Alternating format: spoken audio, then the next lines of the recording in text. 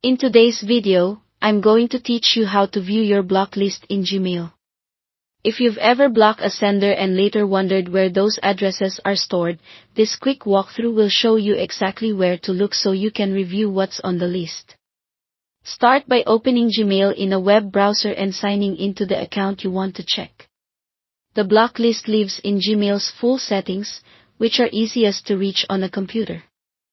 From your inbox, look to the top right and click the gear icon for settings, then choose See All Settings. Across the top of the settings page, click the tab labeled Filters and Blocked Addresses. Now scroll down until you see the section that says the following email addresses are blocked. That section is your block list. On this page, Gmail displays every address you've blocked for this account.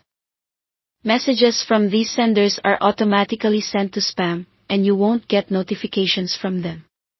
If you don't see any addresses, it simply means nothing is blocked yet. If the list is long, use your browser's Find feature to search for a specific name or address quickly. If you're on a phone, the Gmail app doesn't show the full block list. To view it on mobile, open Gmail.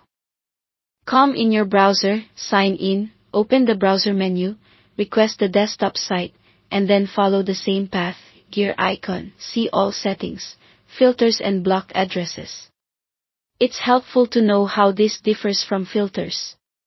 Filters can label or archive messages based on rules you set. The block list is more direct, senders on it are silenced and their emails are routed to spam. If you spot someone you blocked by mistake, this is also the place where you can remove them from the list so their messages return to your inbox. A few quick tips while you're here: changes on this page take effect immediately, so there's nothing extra to save. Also, newsletters and automated senders sometimes use multiple email addresses. If you keep receiving messages, it might be from a different address that isn't on your block list yet.